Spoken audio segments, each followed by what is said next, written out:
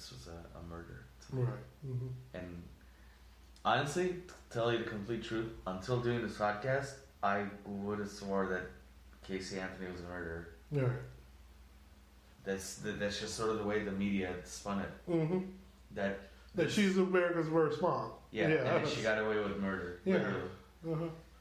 I think whether it might have been deliberate or whether it was an accident, she's still responsible. I think that she should have.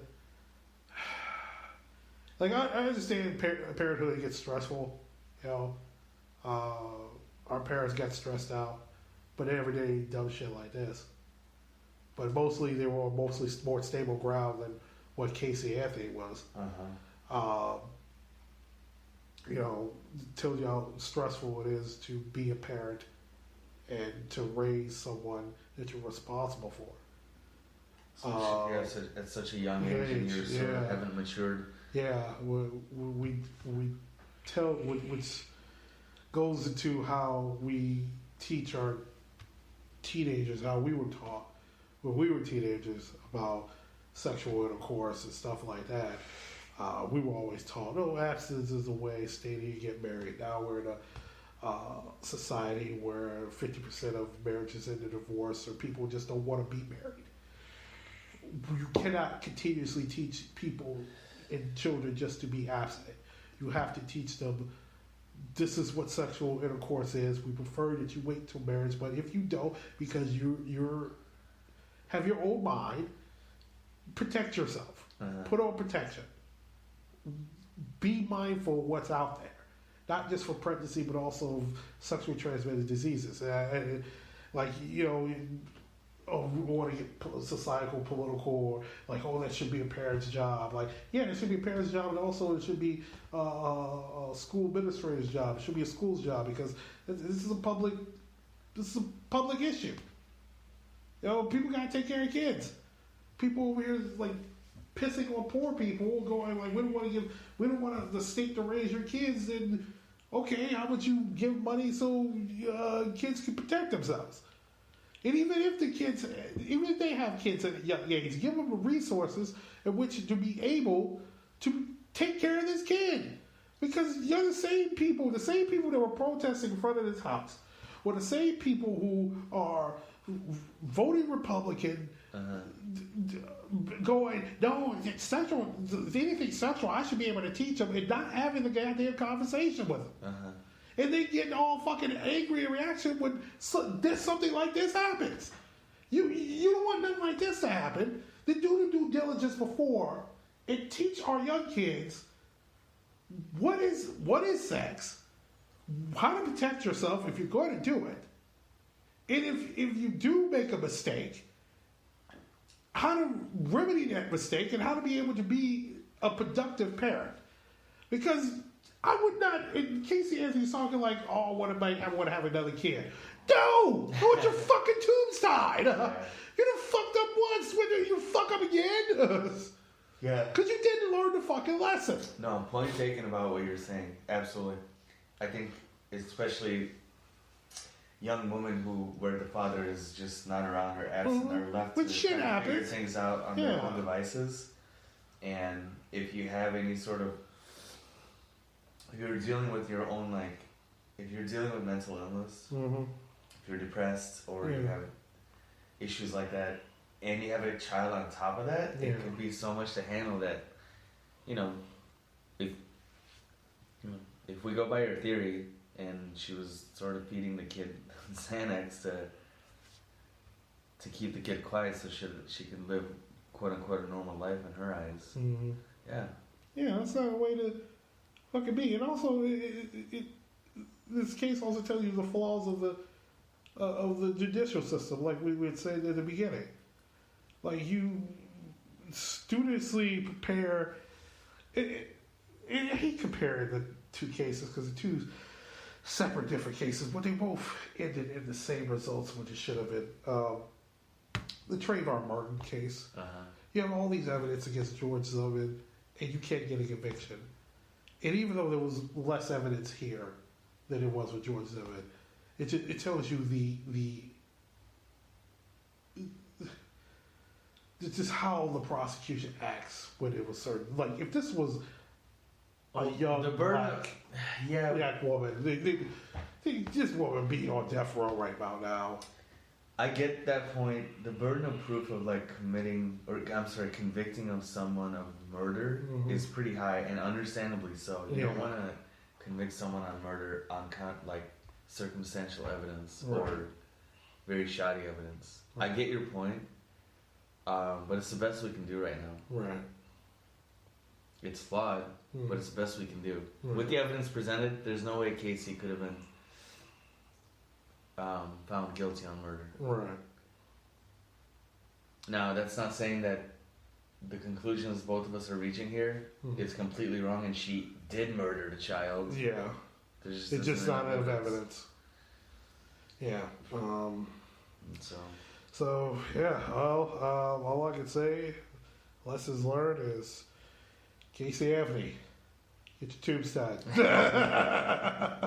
And then you can smoke as much dope and get split roasted. No, as many ways you want. But yeah, there needs to be systematic change of how we teach our young kids how to be adults, and sexual education is one of them. And getting help for people who need help if they have children, especially if they're raising them alone, is systematic. It's not, oh, this is their problem. No, it's everyone's problem. Because you're over here getting outraged when a kid comes up dead. Help prevent that. And not every answer is take away the child and put them in foster care or stick with another relative. Give help to the person that is the primary caregiver. So that was Caylee Anthony. That was a little bit different than other cases we didn't look at, but is she America's worst mother? I don't know. Maybe time will tell. But Well, thanks again. Yeah, no problem, man. I don't have too much else to add to that. Definitely an interesting story, and I learned a lot doing this podcast. Yeah. So it wasn't just a clear black and white story. It wasn't. And not just this woman, it's a monster. And no, it's different layers to the story, and I'm glad we ended up doing it, especially for the last story of the year. So, so that was Caylee Anthony. Next year, Weekend Weird will come back.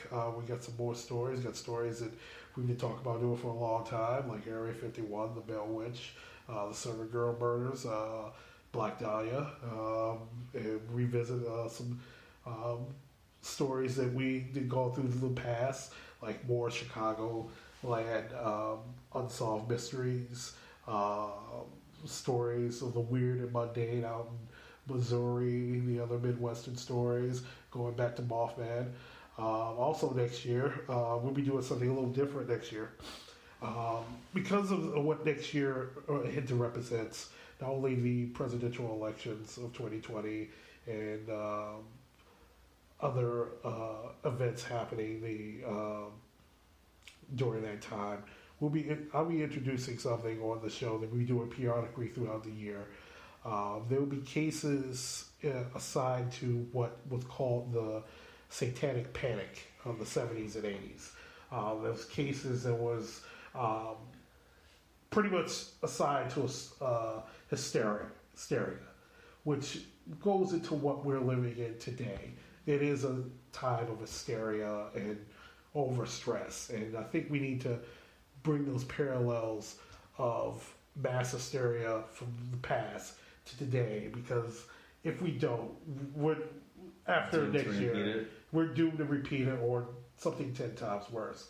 So next year we sprinkled in throughout, not only with May UFO month and ghost stories, true crime, conspiracy theories, cults. We'll be doing the Satanic Panic episodes, and those will be going on not just through next year, 2020, but also to 2021, 2022. Satanic Panic and panic stories like McCarthyism and the Salem witch trials. So that'll be going on next year for our Stories of Weekend Weird. And we'll be picking up more stories, so it won't be just 2 times a week. We're going to try to do more of them to get them more out because there's a lot of stories that we want to go through. So, so looking forward to next year. It's going to be a pretty big year, huge year. Might be the last year of our lives. We shall see. We shall see. We shall see. So I'd like to thank my co-hosts this year. They came on the show. A lot of them took their time out of their busy schedules to be able to do it. I thank Ogul. Has been one of my constant co-hosts on the show. Also like to thank my brother Chris for coming on the show to help me do the first part of the O.J. Simpson murder case. I'd like to thank my friend Laurel Kilpatrick.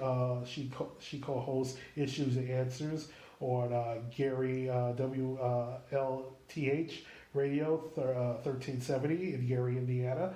Coming on for the Indiana Sampler.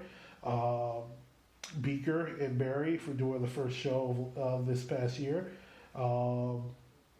The Bigfoot episode, and even though she wasn't able to make it on this show this year, but she did give a lot of input and a lot of help, Maddie, for some of the episodes there. So I'd like to thank everyone that helped make this show possible. All the people that listen to the show right now, thank you very much. Make me want to keep going through it. So next year, tell your friends. Tell them to listen to it. Tell them this is a different type of podcast. We're talking about the weird and mundane out in this world, but we're also giving a lot of common sense answers to it. And if we don't know, we'll tell you we just don't know because we're truthful. So for myself, for Ogul, Maddie, Chris, Beaker, Mary, and Laurel, I would like to say you have yourselves a Merry Christmas, Happy Hanukkah, Happy Kwanzaa, and most importantly, please have yourself a great new year. Thank you for listening to Weekend Weird. And most importantly, you stay weird. Because being weird is super cool. And don't let anyone tell you otherwise.